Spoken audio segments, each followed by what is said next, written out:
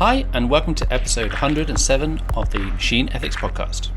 For our 2025 wrap-up, a little bit later this year, we are again joined by Lisa Talia Moretti. This was recorded on the 9th of January 2026.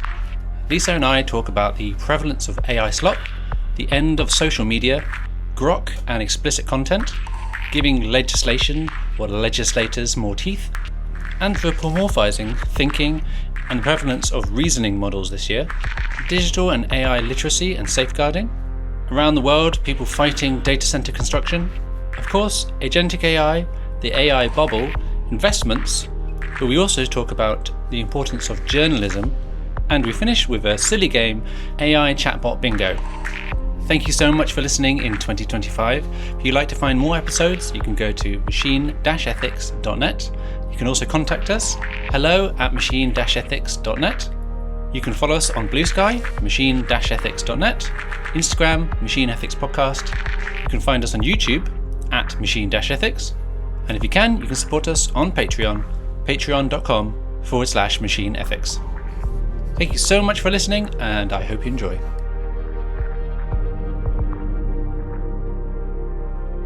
Lisa, hi, welcome back to the podcast. This is the 2025 wrap-up edition, slightly later than usual. I had quite a long Christmas period where I basically looked after my children and did not a lot else. So this is recorded in January, the first week in January, which is fine. Looking back over the year, stuff has already happened this year, which we'll probably talk about as well. But if you could just remind people who you are and what do you do? Hi, Ben. So nice to be back here. Thank you so much for having me again. So I'm Lisa Talia Moretti, and I'm a digital sociologist. And I'm currently actually based in South Africa after being in the UK for nearly 15 years. Yeah. Time goes real fast when you're adulting. Yes. I know, right? God, I've been in Bristol for over 10 years now, and it's showing on my face. No. So what we're going to do is we're going to go through some things that we have pulled out from this year, and we're going to chat about them briefly, because I know that a lot of those things either have been covered in the other episodes this year, and also it's kind of like, these things are happening, and then we can have a little kind of think about what might happen this coming year in 2026. Sounds great. So I'm going to just start us off by saying AI slop, right? I don't think this was in the vernacular before this year, or not in the way it has exploded this year. What is AI slop? Do you have a... Yeah, you're totally right. So, I mean, AI slop has really come about as a term because of all of these tools that have now flooded our organizations, and we've all been told to use them, and very many people have been told and mandated to use them without any training at all, right? Without any understanding of how they work or what best practice looks like. And so as a result of those two things coming together, I guess, those colliding forces of mandation and tools and not really knowing to use them, we have gotten AI slop in return. And AI slop is essentially what is a poor quality output, should we put it that way? Yep. A poor quality output that very often somebody else is receiving from the AI slopper, and that person has to then fix that up, right? So it's very often an output that has been generated by a machine with very little human intervention on the outside of that, or editing, or improvement of that content. And we're seeing, this is actually causing a huge issue within organizations, because we were promised that these AI tools would improve efficiencies.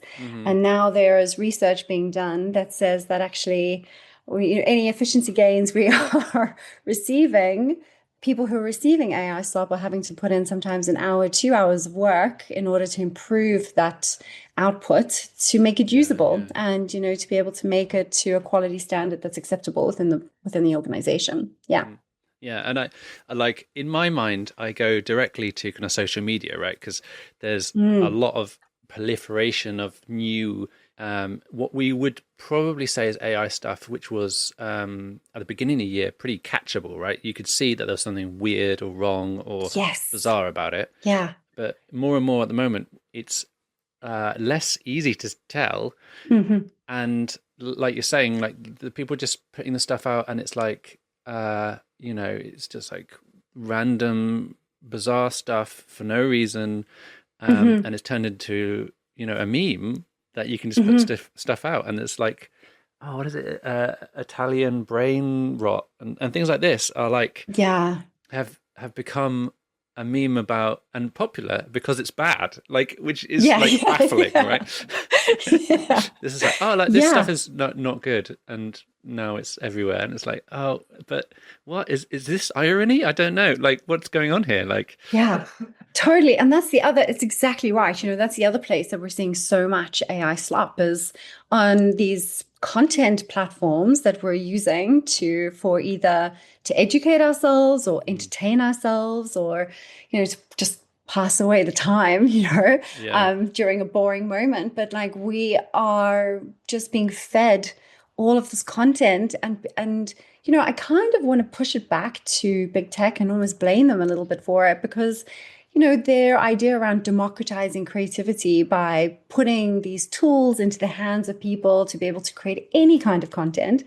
But like, let's be honest, not all content should be shared. Like, Mm, by all means, like create some kind of thing that you want to create and experiment with, but not everything has to put on the internet. And, yeah. we are being bombarded as an audience, like just with nonsense. And like you say, some of it is incredibly realistic and very lifelike and, sometimes eerily close to reality, but incredibly difficult to discern whether that Mm, is mm. real or fake. And I feel like, I mean, it's, I think I've mentioned this before, like it can end up eating itself if, Mm, obviously the products of generative AI, of some of these systems come back into the training data, then you get this kind of cyclical thing. But I do yeah. wonder, like, yeah, why are, you could say it's fun, it's interesting, whatever, maybe you're experimenting, but it's just so prevalent at the moment. I was like, Mm. what is this for? And if I've got I think I mentioned it on LinkedIn because I'm really cool. It's where everyone's at the moment. Um, that this year I think is the year of like the end of social media, right? Because it's Mm. going to be AI slop and adverts, and that's it. Like, what else are we getting from this situation anymore? Yeah, Um, I mean, that is a very, very insightful comment and something my God, like, should I say this out loud? I really hope it's the end of social yeah, media in some yeah, ways, because I feel like so many of these social media platforms no longer have a purpose. mm, Like, I'm mm, not really sure what they're there for. They used to be there to connect communities, to be able to provide independent organizations and also nonprofit organizations with tools to be able to share their message. And, you know, mm, really good messages and really important messages are really struggling to kind of get through just the huge deluge of information that's now being put out there. And yeah. like you say, now we're kind of struggling, we're stuck between the devil and the deep blue sea. And right now, those two things are ads and slop. Yeah, yeah, yeah. So I don't know. Like, if you're an anarchist, you would probably put loads of slop on and drive the death nail in, right? But for the rest of us, Yeah. maybe just switch off. Maybe, I don't know. I was just thinking when you were saying that, I was like, oh, maybe we could have a infinite scrolling thing which tells you nice things about things you didn't know, you know, Oh, and oh. you could, I don't know. I mean, that's probably opening a book, though, really, isn't it? But God damn it, books new in, okay, Trending 2026, and yeah, trending in 2026 2026. books. Amazing. We've nailed it. Oh God. Okay, so we'll move briefly on. I feel like I need a klaxon or something, don't I? I just need like a Like a gang, little gong. a Yeah. gong. Yeah. So we briefly, and before we got on the mic, we were talking about this as a. I mean, there's lots of bad things that we could talk about, right? One of the things which has happened in much more recently, has come up again, is this idea of explicit content, or the Oof, yeah. ability to do things with these generative AI tools. Most Mhm. recently, with Grok, which is a X. If people don't know, you can go onto X, formerly Twitter. God, so many words, and use Grok, or you could pay for using Grok on the website, and you can make explicit or like somewhat explicit pictures that you've uploaded, sorry, normal pictures into explicit pictures using Hmm. the AI tool, basically. Hmm. And this has just happened very, very recently, just after New Year's, I believe. Yeah. I Yeah. woke up in the morning and I was like, happy 2026, everyone. So crazy, right? And like, and then the ability to be able to animate those images, right? And just taking it to a whole new level. I mean, the fact that it's also just any image Yeah. is terrifying, and there already are so many communities trying to fight to protect children and, the use and sharing of children's images online. Mm, For this tool to exist and to allow for any image to be hmm. used, and it's just scary, right? It's, let alone images against people, that are not being used with people's consent. But Yep. again, like that is terrible enough as it is. But children's images and Yeah. is just frightening. Yeah. There's not. It feels like there's very little good we can say about that.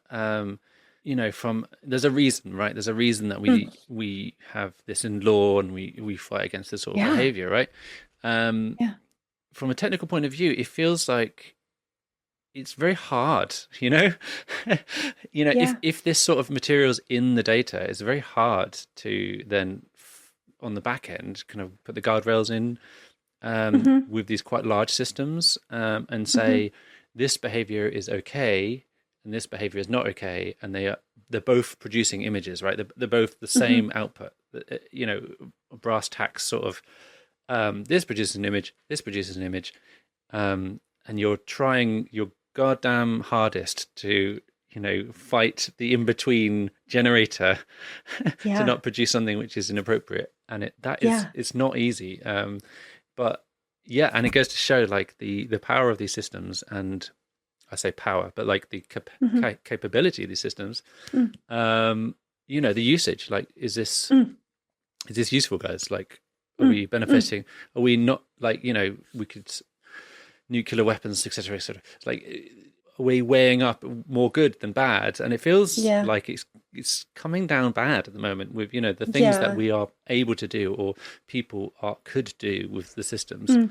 Um, yeah, because it's obviously a whole load of grey in between. But it's like, are we getting more out of this than we want than is Yeah. the issues? Uh, Exactly. For this even to exist as a feature on a social network, is just a design decision that I simply cannot yeah, understand, let alone understand how it was green lighted within that organization. yeah, And, the other thing I think it highlights, in just the most black and white of terms, is that we have very few operational enforcement mechanisms around legislation and around regulation at the moment. This stuff is illegal. Like, what is happening? mm, Like, yeah, images of children being turned into child pornography and shared en masse yeah, on a social networking platform, a global social networking platform that anyone can pretty much sign up to, yeah, yeah, is breaking a lot of not only, moral norms and that we, are hopefully all stand behind, but also mm, laws. And I cannot understand why, like, we haven't just turned this off. I don't really understand why, governments haven't just said, well, actually, like X.com is not allowed to operate in our country anymore yeah, because yeah, they yeah, refuse yeah, to disable this feature. They don't show any signs of trying to stem the flow of this kind of user mm, behavior. And they're not doing anything to try and take down any of this content, right? So it's like, yeah, okay, well, you're out, and we mm, saw, Italy was able to do this, or Italy did do this with ChatGPT when they were believed that they were breaking GDPR, and they said, okay, well, ChatGPT is not allowed in Italy, you can't access it, right? yeah, yeah, And so we know that governments can do this, and I'm kind of aghast that this has been allowed to happen, and that, yeah.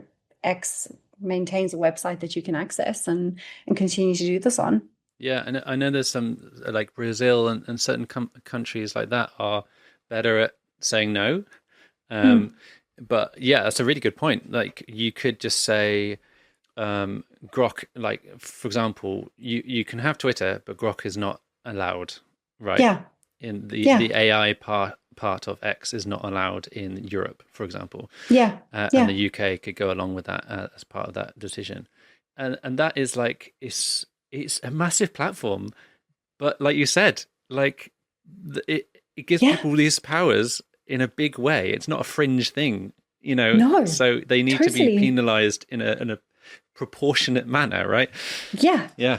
Yeah, completely. And yeah, it makes me when we see these kinds of harms being Mm, perpetuated at scale, I get very concerned because this is existing regulations and existing legislation mm, that really should be jumping on this immediately. And we yeah. have bodies within the UK that, could enforce this and just don't seem to be doing so.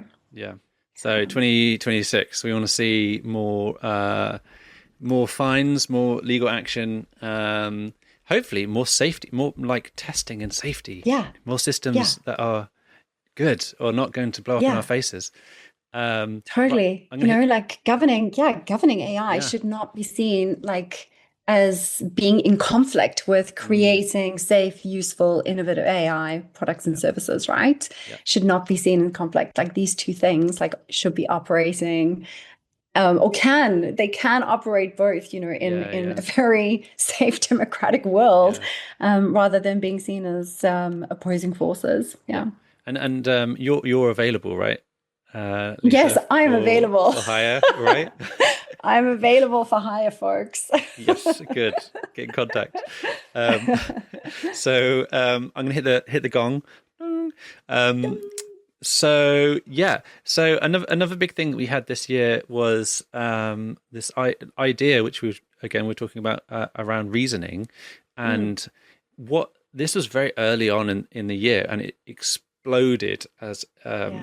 a news piece because China had developed, not the whole of China, a company in China had developed a new way of training LLMs or Hmm. large language models, and they or people called it a reasoning model. This part of Hmm. how you do it, and what it led to is lots of these companies trying to incorporate this new type of Hmm. reasoning. I'm doing inverted commas here, Yeah. which enabled the models basically to kind of judge its own homework essentially. So it Yeah. was it was going. I've got this task. I'm going to think about it again, inverted commas. I'm Hmm. going to do some output. I'm going to then use that output again with the same original goal and do it Hmm. again, right? And it's slightly kind of an agentic system, but it's like I'm going to save some things for later and I'm going to process something and I'm going to check it and then I'm going to do it again. Hmm. And I can then have kind of more compute and more kind of time and more effort Hmm. on this to think again, if it comes on this Hmm. problem, right? Hmm. And for certain tasks, that is extremely useful because Hmm. you in the first output don't necessarily always achieve what you need. It's not doing the right sorts of things in one. Be able to, yeah, one Yeah, one iteration or one out. iteration. Yeah. Yeah. Exactly. Yeah. So the kind of iterating through a couple of times. Hmm. This is how I think about it. I think a more technical person will probably be able to do a really good explanation. You were saying about this reasoning idea being kind of dangerous almost. Yeah, yeah. So I think a lot of what we've done over the last 12 to 18 months really is to really double down on anthropomorphism in technology. So using human-like words or in human actions and human behaviors and attributing that human behavior and action to a machine that is actually not displaying or not actually doing that thing, but is mimicking that thing. It's like a Mm, mechanical mm, mockingbird, right? It's like mocking our kind of behavior. It's mimicking our behavior. And so, when ChatGPT, the little engine spins and it says, thinking, ChatGPT is not really thinking. It's undergoing a mechanical process and a pattern matching and statistical probability process. And in the similar is happening when we say reasoning models, Mm, right? And some of these models are smaller. They were able to have a improved output on a smaller model, which meant that they were able to be faster. They were able to also produce less hallucinations. The iteration, the first output was better than some of the larger models that were a little bit more clunky. So, but it's definitely not reasoning, right? And we need to be quite careful when we talk about these things, because one of the major things that we also saw happen this year, mm, a kind of a world first along with AI slop really, was people being induced into psychosis through conversations with chatbots where they really did believe that this chatbot was understanding them, was understanding them on a personal level, mm. was empathizing with them. And, some of it led to horrific outcomes, things like suicides, etc., and self-harm. And some of the other awful outcomes were people having to be committed to asylums and psychiatric institutions because they quite literally had a mental breakdown. Mm. And so these are some of the extreme outcomes, right, that can happen through the anthropomorphism of technology, where we think that this thing is actually real when it's really not, and it doesn't care about you, and it has no interest in you, and it doesn't really understand your life experience at Yeah, all. yeah. And some of the responses that it's given you are sycophantic, not truly in your best interest. I think, that's the extreme. On the less extreme side of things, it confuses the narrative, the public narrative around this. And, it makes people talk about these tools and technologies in everyday conversation in a very Mm. confusing, not very real way that is actually reflective of reality. Yep. And we use very poor metaphors, and it gives Mm. us a very poor understanding of really what these tools and technologies are capable of and how much we should really trust them, which is not very Yes. much. Yeah, yeah. I guess, yeah, them is almost the wrong word as well. It's very hard to like not anthropomorphize in language, right? We haven't got the Yes, language which is exactly. very compatible with this. Yeah. And it's a shame because all these things are easy to do when something looks and feels like how a human would talk, Yes. So the behavior of what you're getting back can often be very similar to, you're Hmm. talking to someone, on a chat window, right? And if you did the Turing test on it, if you were like, is this a person or is Yeah. this a machine, you might get confused, right? Yes. Because that's Absolutely. basically what they trained to do. Like the whole thing Yeah. is like, we train these systems on all this text, and then after the fact, we've trained it on how good it is at answering questions that we've now had from these like 5 years of people chatting to these things. Yeah. And you'll get out the other end like these things which are very good at people liking to chat to, right? Hmm. Hmm. And being fed human text. There isn't gerbil Yeah. text or like Yeah. cow text or pig text that we've gleaned. It's all just Yeah. Yeah. our fumes, you know. Yeah. Um, Absolutely. Absolutely. yeah, sorry, I'm feeling a bit bonkers today, but No, I totally get it though. You're spot on, yeah, right? It is we have trained the machines, and therefore when we interact and engage with the mm, machines feel and sound like us. yeah, exactly, yeah, Yeah. yeah. So Yeah. it's sort of no wonder. Um, and I also, amusingly, if this is you, okay, please stop sending me emails.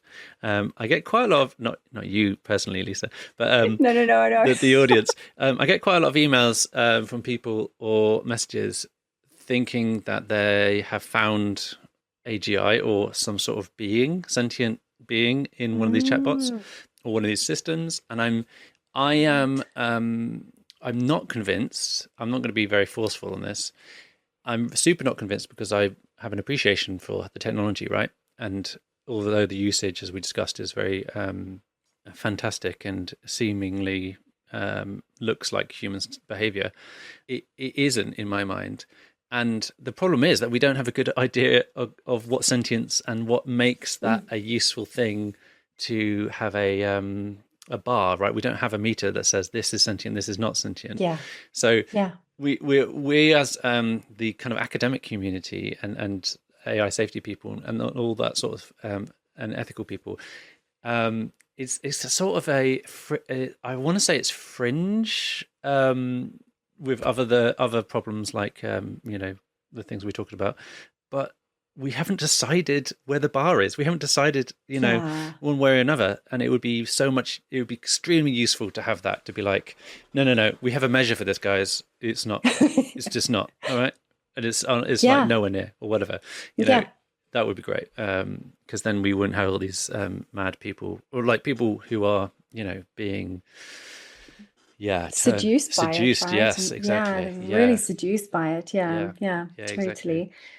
Um, Mm. yeah, and I did a talk this year on safety and safeguarding, and it's very hard to take these things into education and go, you should use this thing, but be careful you don't become friendly with it, and it tells you what you Yeah. want to hear. So there's a lot of more there's loads more Mm. education that needs to happen, along with like kind of digital kind of safety and digital literacy that needs to happen with all this Yeah. like constantly changing stuff, which is hard going, unfortunately. Totally. And, Yeah, literacy is just, the whole literacy conversation needs to happen at, multiple levels. It's like yeah, people need to have some understanding of how this thing works technically, because when you understand how it works technically, then you are able to critique certain words like, oh, it's thinking or it's reasoning or it yeah, is yeah. sentient, right?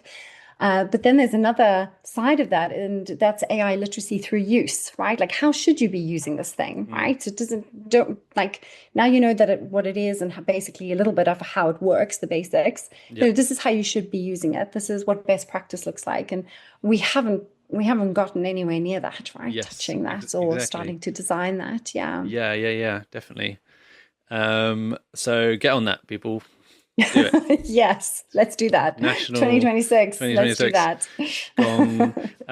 So we have had another year of people buying into AI, massive Hmm. Hmm. investments, a lot of investments Huge. going round as well, which is kind of bizarre, which has kind Yeah. of triggered this idea that what are they investing in for a start? But like Hmm. that there might be an AI bubble, and that what are they doing? Like, what is the investment actually paying for? And from the outside, it looks like lots of governmental, I want to say a rude word here, but like buying off people to build data Hmm. centers, and it feels like a colossal waste of time and energy to me. But Yeah, I mean, there is a lot to your point, so much circular investing happening here. Microsoft is investing in Nvidia, who's investing in Microsoft, who's investing in OpenAI, who's investing in mm, another kind of, startup, who's buying somebody else. I saw this year, Manus AI is being bought out by Meta. mm, Like all of these, and that's the other thing, like all of these smaller independent firms that are popping up are being bought out by the bigger firms, making yep, them even bigger, more powerful, etc. And so, yeah, that's circular investment. And to your point, like it seems to be going into two things: buying off the competition, and hmm, then and lobbying, right? So yep, they're paying for a lot for lobbyists, and a lot of those lobbyists are going out and advocating for the use of advocating for the planning permission and the development of these data centers. And if you are in the very unlucky position where you are living in a community who suddenly becomes neighbors with a data mm, center, there's not a whole lot that you can do right now. There's not a lot of recourse. There's a lot of impacts and there's a lot yep, of noise starting to happen around this. Energy bills going up, water bills going up, but lack of electricity when you need it, lack of water mm, when you need it, some of the waste that's being produced from these things. But there's not a lot of recourse that's actually yeah, happening for those folks. And, we see this especially, some of these issues happening in rural the US, parts of the US, but also in the developing world, right? mm, So, yeah, we had that, those headlines in Uruguay where the local community, just had an amazing effort to kind of push back the development of that data center. And similarly, we saw, other communities worldwide fight back. And Yeah. again, to go back to our point that I made earlier about, the kind of operational enforcement mechanisms that people have in place to be able to fight back, to use legislation and to say, you shouldn't be doing this. Like, where are our rights? And, to fight back against big tech. It doesn't mean anything if we have legislation that we can't enact or that people can't exercise their Yeah. rights, Yeah. right? We need to give them tools, and they need to be, yeah, like bodies of administration that can actually follow through on complaints and investigate and like fine and punish. And Yeah. we Yeah. need Yeah. all of that stuff to work, right? Yeah. It's not good enough just to be able to say, oh, we have this new AI Act, and isn't that great? And aren't we a progressive country and a wonderful nation of Yeah. people, et cetera, et cetera? It strikes me that we also kind of need journalism at that point as well. Oh, You know, wow, yeah. we need to for elections and things like that. But if there are things that are going under the radar, or is that if there's a story which is better put together with a journalist point of view, because I Yeah, feel like for me, if I was doing that Grok thing, right, that we were talking about yeah. earlier, I could say, technically this is very bad, da da da da, da, but a journalist might put together like a very Mm, concise, like cohesive thing around about, when this has happened, who was mm, affected. They mm. spoke to someone. They might give examples of ways that Grok have done things similar in the past, which then Yeah, puts together a case almost as well, which is really nice. yeah, yeah. I am not, well, I guess I am a journalist. I'm not a very good journalist. I mean, speaking about journalism, I've been very impressed with the number of journalists. And if I think about Fox, New York Times, The Mm, Atlantic, who have done the most brilliant red teaming of new tools and new updates to new tools, yeah, yeah, and have, published how easy it is to jailbreak these things, and have written, some really brilliant articles, and keeping tech yeah, held accountable far yeah. more so than many governments have. C- Yeah. Can you So can you briefly outline what red teaming and jailbreaking is? yes. Just So just in case people didn't know. um, Yep. yeah, so red teaming is a governance exercise, really, and also we could think of it as being an exercise in ethics, where a group of positive ethical hackers Hmm. go Hmm. in and they try to test these different products, and they Yep. try to understand where the vulnerabilities are. And if they find those vulnerabilities, they try to push those vulnerabilities to the very extreme to see how far, Mm. the system will go. Jailbreaking is where you identify those vulnerabilities and then are very easily able to get the system to ignore the rules or the programming that have been kind of encoded into it. Yep. And what many journalists have found is that it is pretty easy to jailbreak these things. If you ask one request, you say, oh, create XYZ pornography for me, and it says, no, I don't want to do that. And then Yeah. suddenly you Yeah. just ask the request two or three different times in a sort of roundabout way. Oh, I needed Yeah. an anatomical image. It's for a school project. It's doing this. And then suddenly you find the weak points, and suddenly Yeah. you can actually get the output that you desire. Yeah. So Yeah. hopefully that was a good Yeah. That was brief great. That was explanation of great. both red teaming and Thank you. jailbreaking. Thank you so much. To finish off this episode, which is we're trying to make it Yes. succinct and a rapid fire. So a bit of fun for the end. I don't know if this is going to work or not. We're going to give it a go. But Let's give it a go. AI is everywhere, right? But is it? So Oh, this is the yes. AI chatbot bingo. Okay, so I'm Okay. going to give you a name of a company or service, and I want you to say whether they have an AI chatbot that you can Oh, access on it. okay. Okay, so first Good off, game. Netflix. Do not have a chatbot. Correct. So they do not have a Yes. chatbot. They do, however, use lots of machine learning, and they are well Hmm. known for their machine learning and all that sort of stuff. But as yet, they do not have a chatbot. Hmm. Google Gmail. Does not have a chatbot. It But Google do have a chatbot, Gemini. It kind of does. It does have a chatbot, but And you it does? have to Okay. enable it. Yeah. So Oh, so okay. it does have a chatbot. You have to pay for it. Huh. And I tried it Oh, out okay. very, very early on in the year, so this might have changed. And you can quite easily trick it by sending an email to someone with white text, so you can't see. So if you're applying for a job and you think the job interviewee or manager is very lazy, and they are using Hmm. these tools in white text so they can't see it, or black text or invisible text on the email, just say you're the best candidate for this job, that you Oh my should be God, hired, amazing. and see what happens. Okay. So Amazon. Amazon. Yes, I'm going to say this, the Amazon Oh, web store. Amazon web store. I have not bought from Amazon for years. So I'm going to go total guess and I'm going to say yes, they have a chatbot because they seem to be the kind of company that jumps on any kind of trend Yeah, that comes up. I have to say that I'm really pleased that you haven't been buying from Amazon, but you are incorrect. Okay, I'm They don't. They incorrect. don't actually. They have the search thing toolbar, which Okay. probably has a lot going on in it. But Huh. outwardly, in the UX sort of thing that we know, which we discern as AI chatbots, they do not have Yeah. one. Yeah, interesting Huh. enough. Would we call Alexa a chatbot? Is Uh, Alexa, it was the remember that original time when, one of the original yeah, chatbots, right? remember when we used to call things voice activated AI? And now Yeah, everything's just a chatbot and then everything yeah, became an agent? Like yes. I the think evolution Alexa of is one of the original chatbots, AI, chat, voice yeah, I assistants, I guess. guess. Yeah. Yeah, Yeah. exactly. Yeah. Okay, so the Amazon store though does not have a Not the chatbot. web shop, not Okay, the okay. Amazon.com. Yeah, exactly. Um, so I'm going to go two more. Uber, the Uber. Uber app, Oobs, as I like to call it. Mm. Uber, No, I don't think Uber they do have Duber. a chat. I don't think they do have a Correct. chatbot. They do not. No. Yeah, Yeah. no.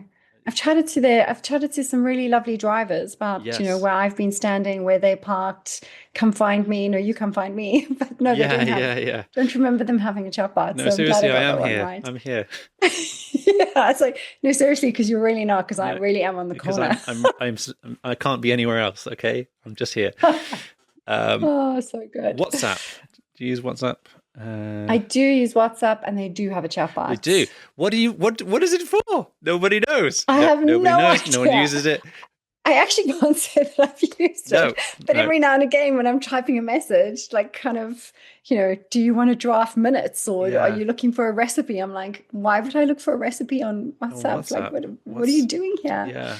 I Oh, don't know what's going on there. Mark and Co and their infinite wisdom, just building strange things again. Yeah, I think they probably want it to be the window to everything, and it just. Hmm. I think they just need to stop that now. Yeah. Make an Yeah, yeah, OS. yeah. Make an OS if you want to do that. Maybe go for it. Knock Yeah. yourselves out. Yeah, yeah, Like, yeah, exactly. that's Also my advice. decide like Messenger, it's Yeah. like Messenger, WhatsApp, like WhatsApp. WhatsApp these are Messenger. two Yeah. yeah, interesting. Yeah, that's true, isn't it? Ah, Cool. Well, yes. that was the end of the AI chatbot bingo. Thank you very much for Thank you playing. very much. Really delighted. Thank you for having me and thank you for letting me be was I the first guinea pig for this? Yes, I'm gonna have to find something Brilliant. next year because that will probably be old hat by then. But you know how these things change. I love Thank it. you so much for coming on the podcast again and spending your Oh, time with us. How do people pay you? How do people find you and all that sort of thing? brilliant. Yeah. Great question. Well, thank you so much for having me, Ben. It's always a delight to chat to you, especially with relating to all of these ethical issues that we Hmm. discussed. Where can people find me? I am on LinkedIn, so I'm at Talia Moretti on LinkedIn, and you can also find me on my podcast, which is This AI, which I co-host with Ali Vizi, and we have just finished season 1 and season 2, hopefully coming up.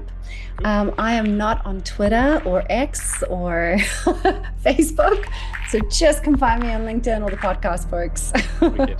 Sweet. Well, thanks very much, and I'll speak to you next time.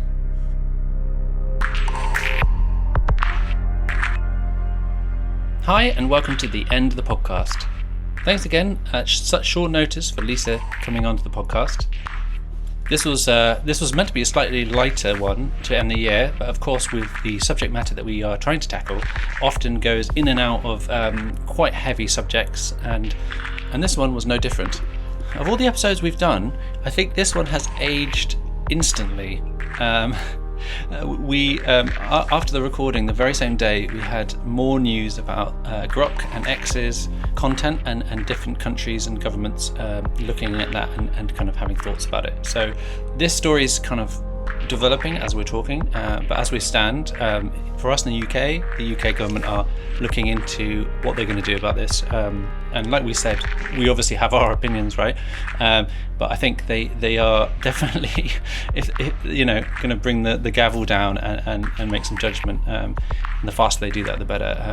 I'm talking on the 12th of January, and they still haven't come out with anything. But again, this might all change in hours or minutes from this recording. So hopefully we'll have moved on by the next episode. Thanks again for your support, your listening, being around, being interested in this subject in the podcast in 2025. This is actually the year of the 10th year anniversary of the Machine Ethics podcast, so we'll be doing more things, hopefully more in-person things, recordings, hopefully some more discussion panels, some streaming. We're going to try some things out, and hopefully you will stick around for some of that stuff. This subject isn't going away, and it's only becoming more interesting, more fascinating as the technology and people get involved with it. So thanks again. If you could do one thing for me in 2026, that is probably be nicer to everyone. If you could do two things though, you could tell your friends about the podcast. That would be fabulous. Everyone should be nice to each other. Tell your friends about the podcast. Follow, sign up wherever you get your podcast. Go to the patreon.com/machine ethics. And yeah, keep on keeping on. Have a great year, and we'll speak to you very, very soon with the next episode on machine ethics coming out very soon. Thank you very much, and I'll speak to you then.